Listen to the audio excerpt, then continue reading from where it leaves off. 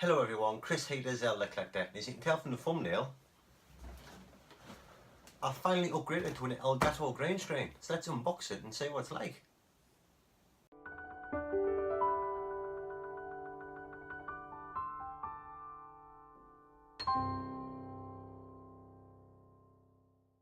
So here we go. I have got myself an Elgato gaming green screen. As a lot of you will know who watch my streams, I have been using green screen for quite a while now, maybe over a year. And I do have just a frame. It comes as two frames, two telegraph poles, with a bar on the top and literally green cloth that clips to it. Which is fine, it is perfect for what it does. But I've recently just changed rooms and this room is a lot smaller than my old room. In my old room I could have it set up, I could pull it away from behind me and put it in the back of the room and still have plenty of room to move around. But in this room it is tiny, I can touch two walls just by spinning right round. Now what would happen is I would set that up I stream on a Friday and a Sunday. I would stream that, set it up on a Friday, and then it takes, it's not a chore, but it's about 10 minutes setting up. By the time you get it set up and pulled tight and in the right position, you don't get 10 minutes to set it up. So by the time I finish streaming on a Friday night or a Saturday when I'll come back in a Saturday morning, I can't be able to take it down. So I end up having a green screen sat right behind me all weekend. And it just really takes the room up. And I have heard about these, and they are supposed to be really fantastic build quality. And what they are is they are like a telescopic green screen. It just folds up and folds down in a matter of seconds. Just total space saving. So I have been after one for a while. I have finally got the funds to get one, because I will say they are a massive markup in price. I mean, the one I do have you can get for £30–40 if you look around, but these are £150. They really do have a premium cost on them, but I think from what I've seen they are supposed to be really worth it. So that's why I thought I would do an unboxing myself, and we'll see if it is going to be worth the price I have paid. We'll open it up, see what it's like. I might have a quick look at it, and then what I will do is I shall have a week of streaming with it. I'll have a practical use of it. I'll just go away and use it in my room for a weekend, and then I shall, in a week's time, I shall come back and give you my review on it, tell you what I thought about it, how it worked in my situation, and then I shall maybe just do a quick guide on how to use it at the end, show you how to use Chroma Key and OBS and stuff like that. So if you are interested in getting one yourself, if you want to use these in your streams, I shall hopefully be able to help you set one up and stuff like that. So yeah, let's take a look. I shall start the unboxing and see what it looks like.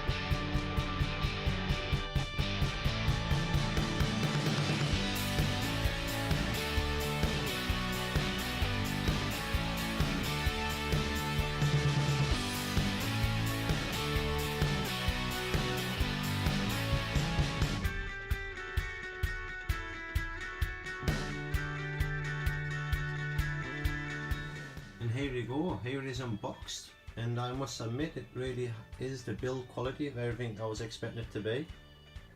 It is made of like a lovely, really hard metal. It's really sturdy, it really is.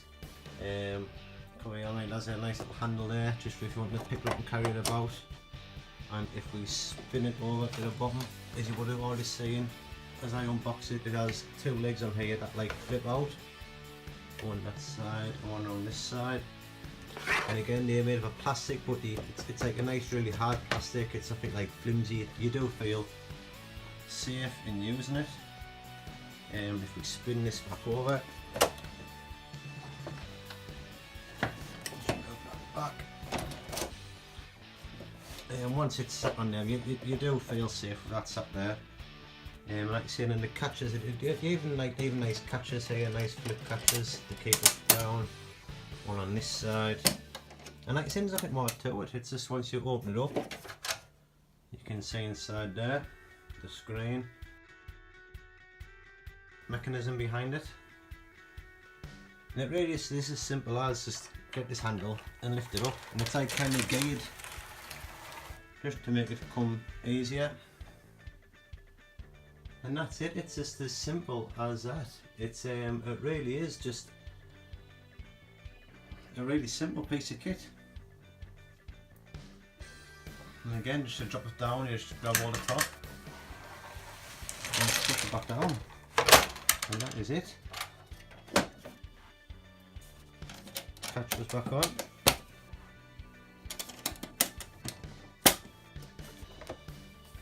And turn it back over. Fold the legs away. And you're done. That's it. Put it away. Okay, so now I'm going to use this green screen for a good few streams and see how it works out using it in such a small room. See if it is an improvement over the last one. Which, to be honest, after giving it a bit of a test there and showing off as I unbox it, I can only see it being a massive improvement. Just for the practicality and the ease of it, I can drop it straight after a stream and put it away in the corner instead of having the green screen stuck up all weekend. But like I was saying, it is a premium price, so I just want to see if it is going to be worth what I paid for it. Right, so it's been about 3 weeks since I purchased the green screen now, and I've used it on a lot of my streams. And the question is, do I think it's worth the money, and what do I think of the product? And I must admit, the product gets a massive yes from me. It's totally worth the money. It's just so easy to use, and obviously the build quality is absolutely fantastic. But easy of use, it's just as simple as, and we set up, and that is it. You're ready to go, you're ready to stream. And for just, like I said, for my room and how it is, I can finish streaming, and within a minute of me finishing streaming, it's down, folded up, legs are in, and it's against the corner of the room, and that is it. I've got my room back for the weekend, and it's just, and that's it. That's all it's about. That's why I wanted this product, for the ease of use and the practicality of being in such a small room. But even for any use, I can see this product being fantastic for anyone who wants a green screen. Because like I said, just the build quality alone, there's no setting your frame up, there's no getting 4 clips with a bit of cloth and make sure it's pulled nice and tight and stuff like that. It's just, it's brilliant. I honestly think that my lines are tight on the green screen because it's just so taut and perfectly set up every time you use it. Any downsides to it? I can only think of one, and this is me really nitpicking, but for me it's storage. Even if the Elgato, if they did it as an add-on and just a wall mount, that would be fantastic, because I don't leave it in the middle of the floor because it's a massive trip hazard, and I've got no one else in the room apart from in the corner of the room by myself. So if you could maybe get a wall mount, you could hang it on, that would be absolutely fantastic. But again, that's just me trying to find fault. That's me looking for something to pick fault with it, because it's that hard. You have to look for fault because there's nothing there obvious. It really is such an easy and simple product to use. Now what we're going to do is we're going to jump over to OBS, and I'm going to give you a quick guide on how to use Chroma Key with your green screen and how to get the perfect image for your streams. So here we are in OBS, and we'll have a quick look at how to set up your green screen with Chroma Key. But before we get the green screen out, we want a quick talk about lighting, because lighting is very important when you're trying to use a green screen. And there are 2 main areas of lighting you need to think about. Now the first area is on you as the presenter or the streamer. Now you need to be as well lit as possible, just so people can see what you're doing and what's going on stream. Now at the moment, I would love to get an Elgato key light, but I'll make do at this moment in time with an LED bulb on the string. And to be honest, it does actually do the job quite well. As you can see, that lights me up really well. And then the second bit of lighting you'll need between you and the green screen. Now I'll quickly set my green screen up.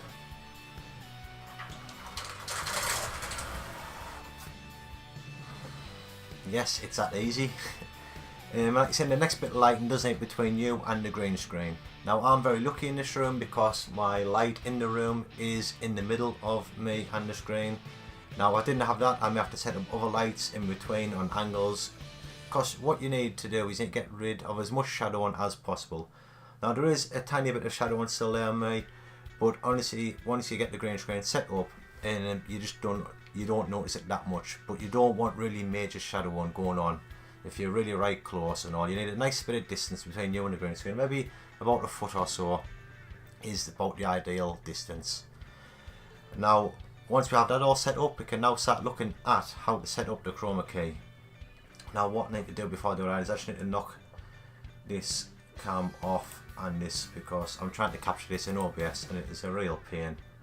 But what you do is you go to your webcam, which is, I've got it named as Cam No Green. If you right click on that and bring up filters, it will bring up this screen here. Now if we look at that there on the bottom of the two, under effects and filters, you want to click the little plus icon. Now that'll bring up this little box and we're looking for chroma key. Now if we go and click on chroma key, it lets you change your name, but we don't need to. We know exactly what it is. We are trying to use chroma key, so there's no point changing the name. Now as you can see there, the green screen has already disappeared. It's a grey behind us. And now this bit here, this is where you change the settings. Now this is totally different for what kind of room you're in. It has loads of different factors. Again, depends on the lighting in your room, how far away you are away from the green screen. There's all sorts of little factors that play into it. So really you need to try and set it up to the best that you can. All rooms will be different. Now for me, my settings I have found best, I shall show you on the similarity. I set mine at 485. On the smoothness, I drop it right back down to 8.